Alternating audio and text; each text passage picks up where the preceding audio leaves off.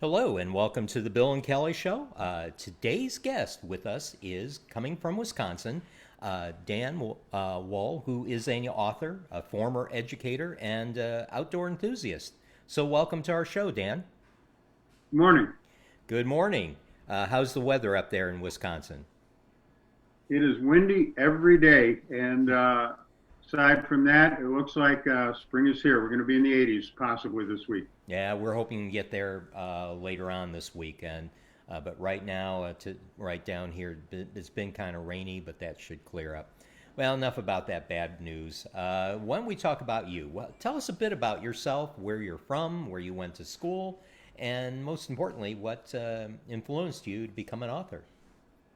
Thanks for having me on. I'm an East Coast kid, and in 1966, I showed up at the University of Wisconsin for an education, and it was quite a time to land there, as people who are familiar with that era know. Um, After my 4 years there, I ended up with a degree in an unemployable major, French. I needed to do something. The lottery had come through. My number was 270, so I wasn't going in the Army, but I didn't want my life to be about what I did not do. I needed to do something, and the American Teacher Corps had started up. They were looking for people who would work in disadvantaged areas. I needed to do something. I liked kids. I'd been a lifeguard, worked around them. Long story short, they sent me to a inner city middle school in Wilmington, Delaware. This is right after Dr. King was assassinated, and it was a growing up time because I had been in sort of I wouldn't say privileged, but more of a leave it to beaver environment, no diversity, and all of a sudden I was the minority, which is something everybody should go through in their life at least once. I learned about what it's like to be poor. I guess I was a little bit poor myself. Our salary was 2,500 bucks a year to be an intern, and it was just a growing up experience. After 2 years there, I had the one advantage. They gave us free education. I got a master's degree and a teaching certificate. I was a little burned out, not as burned out as the kids who lived in that situation were, but I needed a break, and I liked Wisconsin. Fortunately, there was a principal out in Sauk City, Wisconsin, who wanted to hire a long-haired East Coast hippie, and I ended up an elementary teacher in Sauk City. Um, and I got sent to the opposite situation, a little rural school out in farm country with 170 kids. Uh, State standards went through, and they passed a law that principals had to have a master's degree. Well, no one had one, or those who didn't want to go out to the farm country, and I ended up a teaching principal, and the progression ensued. I did all right. I was given a bigger school, and then I jumped into the superintendency, and I ended up in northern Wisconsin working in a district up here for 21 years, Hmm. and it was a great district called St. Croix Central. I'm still close to the teachers, and uh, they call it that because it's the center of St. Croix County. Um, some people think it's a parochial school, and I actually had a Denmark public TV call me up and say they wanted to visit the ruins, Hmm. and I really wasn't aware of the ruins in St. Croix County, Wisconsin. And finally, we realized they were talking about a territory in the Virgin Islands that Danes settled. But it's a little district that nobody's heard of, but it does great things. So it was a good career, and I was happy to be an educator. Well, tell us a bit about what inspired you to become an author. I always liked writing, and I loved sports. I wasn't very good at sports, but I participated in everything. And maybe I couldn't start on all the teams, but I could start on the little high school newspaper. And so I wrote a couple of stories there. I loved doing it, and wrote some stuff in college. And when I got my first principalship, someone said, write a write a letter to the parents every week. And I wrote one, and my superintendent, a man named Jerry Jones, who had a love-hate relationship. In the end, he really built my career. he liked one of them and he sent it to the state superintendent. It was Bert Grover, and nobody was doing this kind of thing in the early 70s. And Bert wrote me back, which was a big deal, and said, "You should keep writing. This is parents are going to like this." So from 1973 or whatever, for the rest of my career, I wrote a weekly column, good, bad, indifferent. But the key to developing your writing is to do it a lot. And I knew I had a captive audience, and I wanted to write interesting things. I honed my writing. And then I got into op-eds about education, school funding. And then I threw my hat in the ring with a crazy story about getting an ice house off a lake as the ice was melting. That was published in the Eau Claire paper, and the career just progressed. And eventually got to Death on Cache Lake, which we can talk about if you like. Oh yeah, that's my next question. It is Death on Cache Lake. Now, this is a fiction, but it's wrapped around a historical event that happened in August of 1970, which we're about to have the 50th anniversary of the bombing in the Sterling House or Sterling Hall and University of Wisconsin-Madison. So why don't you tell us a bit about that event, and then tell us about now the book and how you developed your story around that event. Yeah, and it's right off the bat. I want to say that the book's not a political statement. That's a raw nerve for a lot of people for a lot of reasons. And I guess right off the bat, I'd like to say that that was an ugly time in America, and I almost feel like we're tiptoeing up it again with divisive politics. But there was nothing good about Vietnam. There was nothing good about protests where people were killed. There was nothing good about innocent civilians in Vietnam being killed. It was a horrible time. And I'm not trying to advantage that any more than, say, Stephen King was trying to advantage John Kennedy's murder when he wrote his great book, 11/22/63. I don't know if your listeners or watchers are familiar with it. Terrific book. But the event is a vehicle to go back and talk about that time. In the realm of absolute imagination, we're young forever. And I think King was really talking. If you read that book, 11/22/63 by Stephen King, he's not talking about Lee Harvey Oswald and the assassination as much as he's going back in time. And for me, Death on Cache Lake was a way to go back to an important time in my life, and there were important events. So I had a friend, John Lyon, a life friend, rest in peace, John, and I had gone on this hairy canoe trip by myself in the early 80s. And I was reading things like Deliverance by James Dickey. And I said, I'm going to write a little vignette about a murder. I just, out of the clear blue sky, up in this area I was at, Cache Lake in Quetico in Ontario. And I sent it to John, and I didn't hear back from him. If I can show you something, reach over here. A year later, John sends me this manuscript typed up on a old Selectric typewriter. Oh my goodness. And here's my vignette, and he's wrapped this novel around it.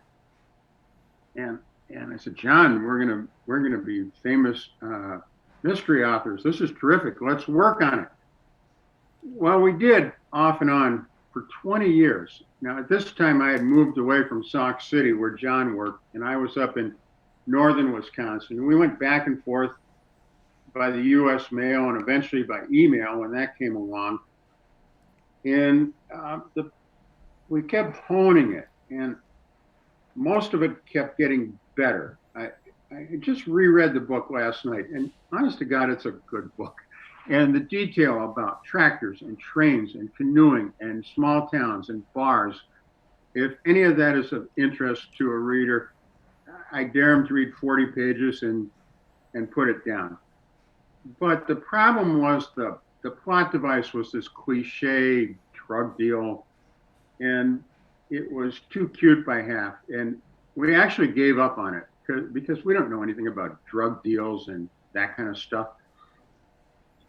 It just sat for a few years, and now we're into the new millennium. And I was at a reunion with some college friends, and we got talking about the 60s and what happened and why and how, and some of the conspiracy theories that are founded around Sterling Hall, namely that the bombers were, one of the bombers was an FBI plant who incited the bombing, and the idea was the building was empty and the backlash would be so intense it would stuff the anti-war protest, which in fact is what happened.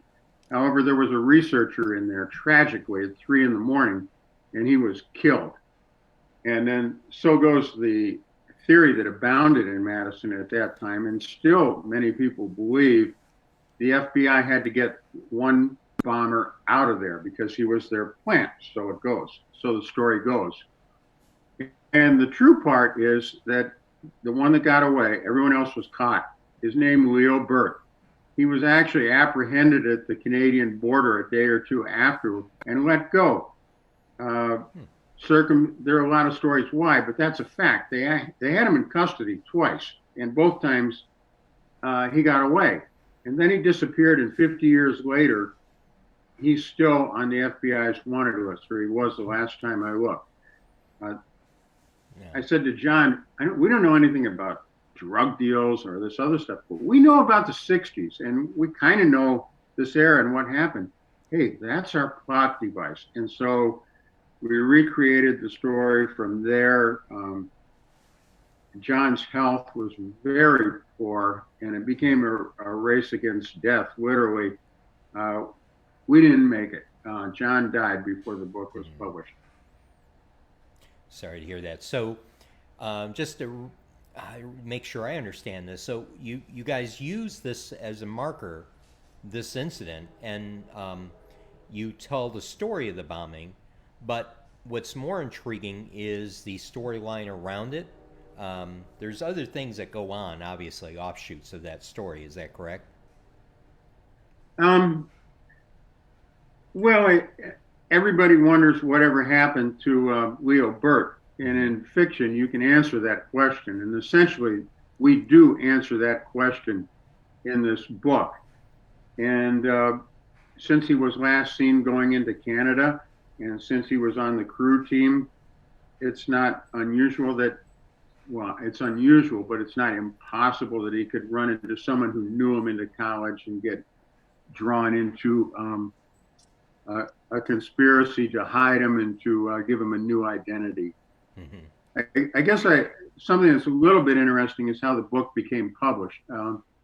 For a book that I think is that powerful, it really had a short run. And there's a couple of reasons. As we were closing in on the finish in 2011, John's health was really taking a dive. And I drove down to Prairie du Sac to look at the Prairie du Sac, Sauk City, its twin villages, to look at the final draft with John. And I was a little bit concerned because there was a part that we differed on, and I knew John was going to be stubborn. And we met in a cafe in Prairie du Sac, and John didn't look good. He was gray, and I was surprised. He just acquiesced immediately. And then he said, Dan, no matter what, finish this book. And I joking, I said, John, are you okay? Don't go dying on me. We're going to need you. And the next week I was up in River Falls, and a mutual friend called and said, you're not going to believe this. And I still don't really. And they had found John dead of a heart attack. Sorry to hear that. So to get it out before he died, we chose to do a vanity press publication. And the publisher did a wonderful job. We underwrote the cost, but there was no advertising budget. And the book immediately became a selection at the Sterling North Festival. I remember the other keynote speaker was Michael Tucker and Jill Eikenberry of LA Law. Well, this book's really going someplace because we're right there with it. TV stars. And WPR, Wisconsin Public Radio, had an hour call-in show. John's dead now. State Journal, Wisconsin State Journal, the St. Paul Pioneer Press covered it. I even had a Hollywood agent with me for about a year trying to make it into a screenplay, but she wasn't going to write the screenplay. And I found out that's a different can of peaches. I don't know how to do that. So it kind of faded. And now the 50th anniversary of the seminal event is coming up. And there's going to be a lot of discussion. In fact, there was just a big column in the State Journal about where is Leo Burt. And I had promised John that I'd give it a try. And to wrap this up, sorry for going on. Oh, no, it's okay. No, it's okay. This is important. I'm going back and forth in time. But another thing that happened before he died is my mother died. And John came to the funeral. And again, he wasn't looking good. And he handed, this is so odd, but John would do quirky things. He handed me this envelope and he said, no matter what you do, Dan, finish the book if something happens. And at this point, I didn't think he was going to die. But I took it and I forgot about it. And after he died, I was going through my suit jacket. I don't wear a suit that much anymore when I retired. There's the envelope. And I opened it up and there were 16 $100 bills. And wow. John didn't have a lot of money. He lived in a trailer and he died alone. But it was and we had discussed it was his way of editing and his way of saying, get this done. His way of saying to you in afterlife, we need to get this out. So it was half of the vanity press and editing fee is what it was. And I had figured John was never going to come up with it and I'd have to find it somewhere. But this is the last hurrah for this book. I think it's a great book. But I don't think it's like a movie where John is up there looking at me right now, but I know, let's pretend he is. And the one thing I can swear is John would be saying, this is what I want you to do right now. You give it this last try, Dan. Well, you never know, Dan. You'd be surprised. Some books have been laying dormant for decades, and next thing you know, they make a movie. And so you never know. It depends who picks it up, who reads it, and who finds it interesting. And you may end up with a screenwriter that's fine. Hey, we could do something. They may bend the story a bit, as they usually do. But no, this sounds intriguing. I can't wait to get a hold of it myself. So the name of the book, again, is Death on Cache Lake. And tell us how they can find out more information about the book and where they can actually purchase the book. DanWoll.com. My site's under construction, but you get the rough drift of it. You can actually Google my name, Dan Woll, and there's a lot of reviews and podcasts about the book. It's on all the internet outlets. I don't want to name them, but it's on the typical internet outlets. And it's funny, I live in River Falls, Wisconsin, which is a pretty big town for Wisconsin, but we don't have a bookstore. We have a little hometown pharmacy, and they publish local authors' works, and there's quite a few in my town. We have a university. And actually, any books that are bought there, the proceeds go to the River Falls free clinic. And one of my friends says, yeah, they can read your book and then they can go to the free clinic if it makes them sick. But oh my God. Yeah. Well, yeah, the internet outlets, I think, is the easiest way. Yeah. Look up Death on Cache Lake or Paperclip or Dan Woll. Well, we're going to get a hold of it, and I'd love to have you back on once we have a chance to thumb through it and read it. I'll know you one. Yeah, we'll have you back on. It sounds like an intriguing book, and I always love a blend of history and offshoots from the history. I love that type of writing. Why don't we get on to another book that you authored, or I should say co-authored, and that is called The Paperclip. So you want to tell us a bit about The Paperclip and what drew you to write that book? Again, my roots in the 60s, and I read a lot, and I was, I don't want to give you the impression that I was into the drug culture to the extent that I got in any trouble or anything like that. I mean, I had a good job and a good career, so I kept on the straight and narrow. But if you were in Madison in the late 60s, frankly, you were probably in the minority if you hadn't experimented with marijuana, hash, and maybe some LSD. And, I had my foot in the door on all of that. And um, so you meet characters that are involved much more. I like literature, and I guess the first book that really got me thinking about just what a complicated subject LSD in America was a mystery by the great John D. McDonnell, who is kind of gone by the way. But if you have anyone in your audience loves mysteries and early noir, particularly Florida noir, John D. McDonnell was the father of people like Carl Hyacin and very looked up to. He wrote a book called Nightmare in Pink, where his protagonist, a beach bum named Travis McGee, is imprisoned and given LSD. And there's a little background on the history of the American science and American military experimenting with LSD for uses in prisoner interrogation, possibly even mind control. This had been going on in Nazi Germany, and I think everyone knows that after the war, we brought over a lot of Nazi scientists. You mentioned the moon landing either before or during this interview. It's real possible that wouldn't have happened when it did, were it not for Werner von Braun. He was a Nazi rocket scientist. Okay. Well, everyone knows that we brought that kind of science over. We also brought their chemist over, and I don't even like to talk about it because it's so dark. But there was horrible experiments on people in concentration camps, and a lot of it was done with drugs. They came over after the war and were given carte blanche to work with the CIA and the Army. And one of the places they worked was at Stanford, and they worked in university labs. Well, who was in Stanford at that time? Ken Kesey. He was a student of Wallace Stegner, the great Wallace Stegner.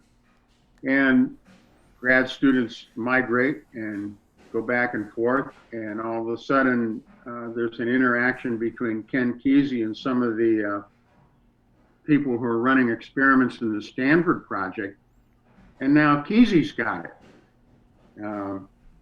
It shouldn't be a surprise to anyone that in that time period he wrote One Flew Over Cuckoo's Nest, which really explores the boundaries of the mind and what happens to people whose minds are tampered with. From there, it kind of morphed into the counterculture, and all of a sudden you have the Grateful Dead playing concerts, and people are high. And Kesey was involved in things called the Kool-Aid acid test, where they would mix LSD in a soft drink and people would drink it. So you take all of this milieu, and out of it you can get a pretty formidable bad guy. The other thing that to finish this sort of mixed pot of bad chemistry is the Hells Angels got involved with this too. And so if you had a Hells Angel and his dad was very much into this drug culture, and he had a son who grew up in this drug culture on these drugs, now you've got a protagonist. And the other thing we haven't mentioned is actually, this came before the drug piece, is something I'm interested in called synchronicity. Mm-hmm. The psychiatrist Carl Jung wrote about it a lot, and it's basically about the world talking to us. And it's the kind of thing where out of the clear blue sky, you think about somebody you haven't seen for 5 years, and then you go to Walmart and you run into that person right away. We've all had that happen. Some people have it more than others. So if you get a character who has this synchronicity and gets amped up on LSD, you can do a lot of interesting things from that point on. Well, if I can interject, I think that's how The Onion was born. Yeah. In fact, yeah, I think that it was a collaboration between, if I remember correctly, University of Wisconsin and some folks down at IU that were kind Yep. of tripping out and writing things of interesting Absolutely. parodies. Oh, I still love that publication. Oh my goodness. So It is great. Yeah. yeah. Well, a lot of interesting things came out of Madison and those areas. Kentucky Fried Comedy, I can't remember that, but Oh Steve yeah. Fuller Band, yeah. Um, but Paperclip is a great book, and it's got a little romance in it. It's got a villain that when we he kind of wrote himself, and when we were done, I said to I have a co-author on this, Walter Rhine. I said to Walter, I said, my God, we've created Anton Chigurh on steroids. That's the villain in No Country for Old Men. Yep. He's quite a character, Oh man, dark character. Oh yeah. and it's a triangle. You've got him on one side, and then you've got a young couple who both share this synchronicity, and there's an attraction uh, between them and this Anton Chigurh type character, tied in with a discovery that the CIA involvement in LSD is much deeper than anybody thought. Now they're on the run because they've got this knowledge. Hmm. Interesting. Interesting. So But it's kind of it's a lot of things. It's a juiced up road trip, among other things.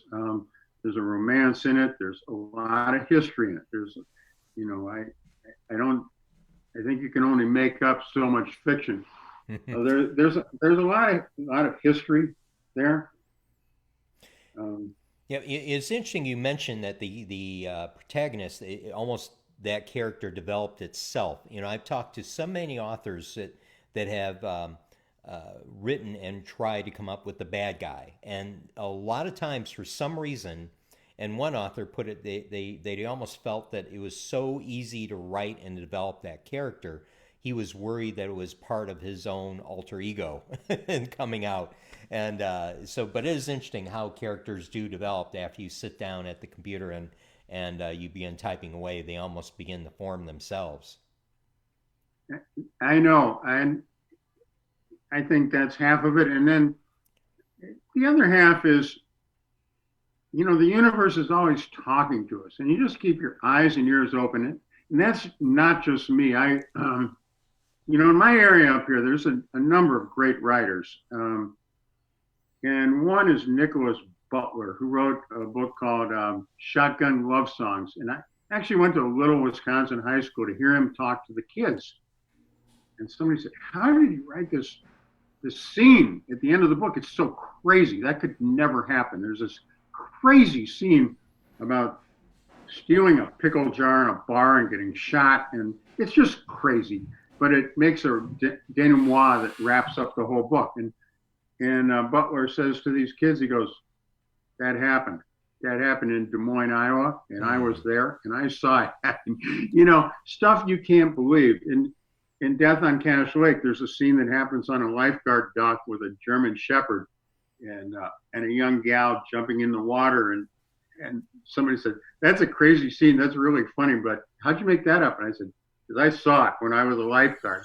So part of it is when you really get into a Yeah. story, it develops a life of its own. It's in the antagonist in Paperclip, and the other part is don't try too hard. I mean, just look within your own life and keep your eyes and ears open, because Hey, listen, if I ever write a book, it's going to be my life and times as an altar boy at St. Mark's in Glen Park and Gary. Oh boy.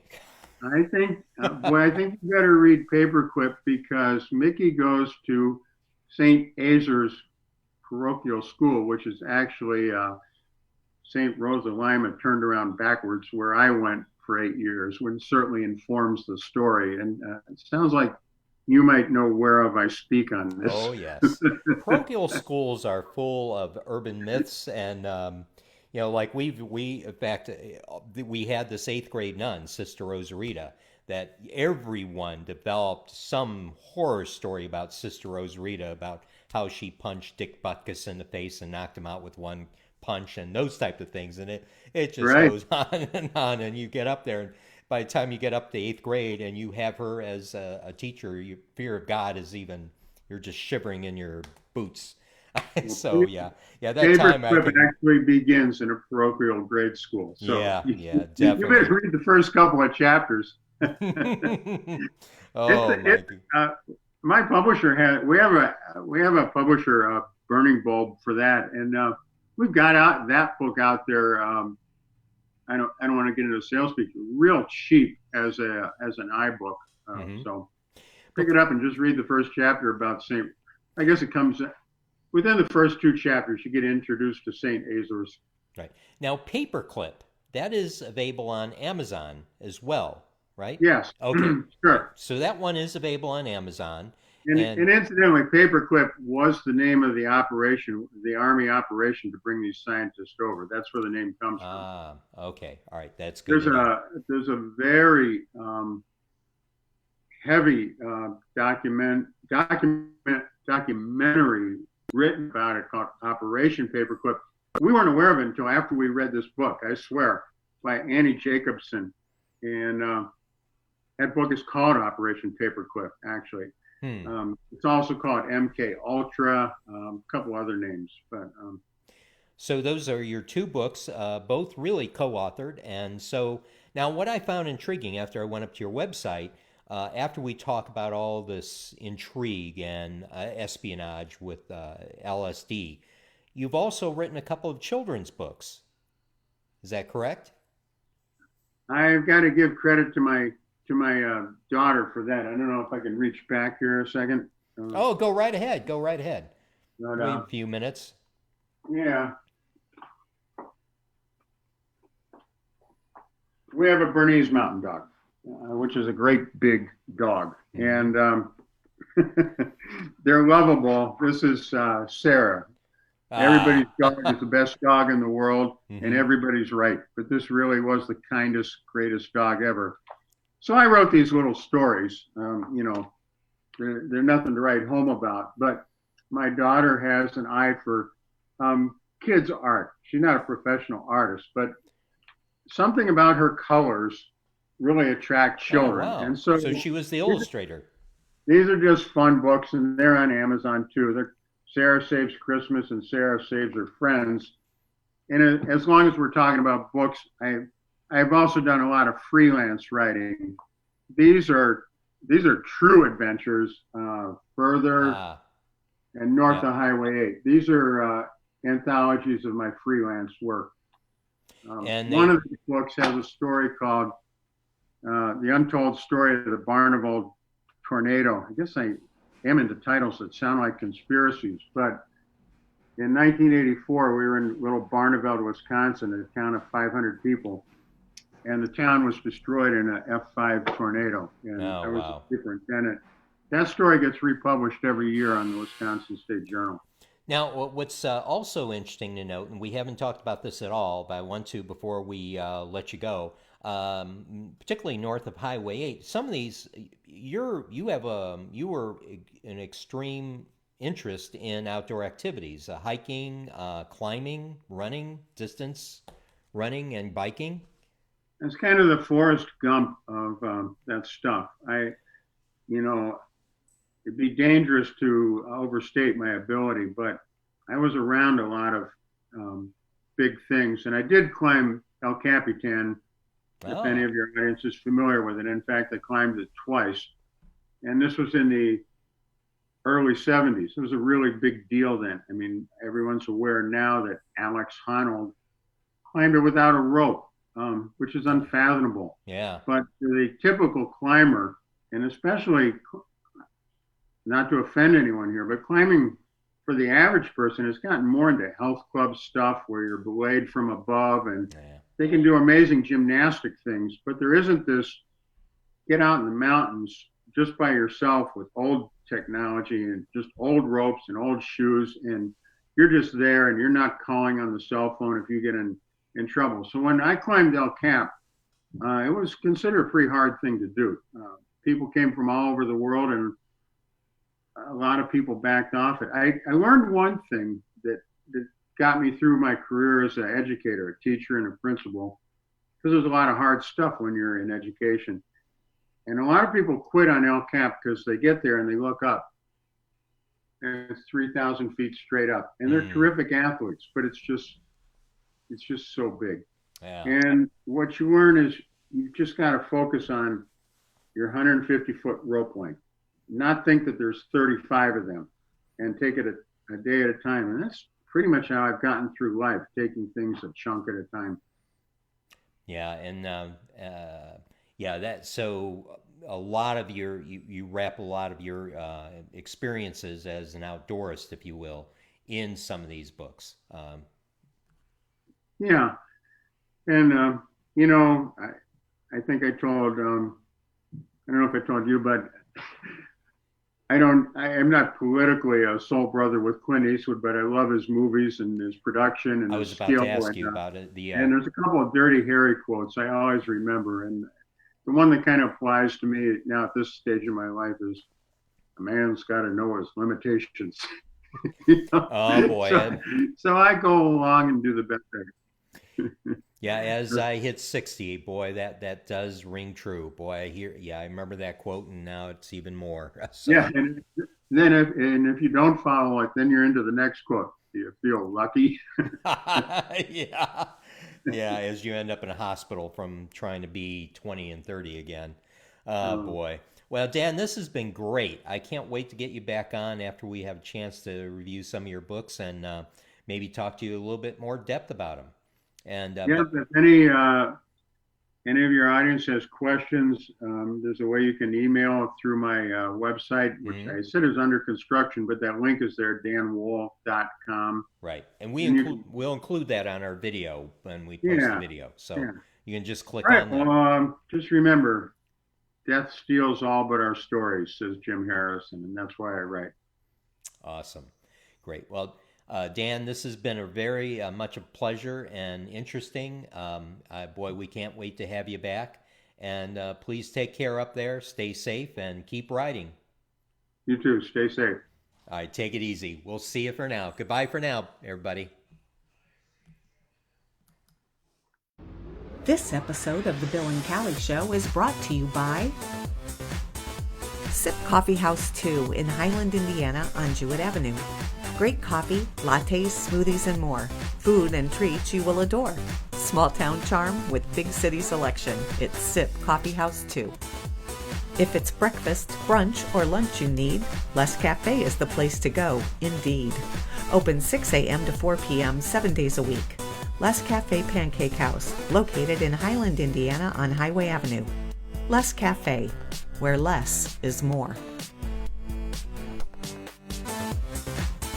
Promise You Art House, a fun and vibrant place for local artisans to display and sell their creative works, owned and operated by artists for artists.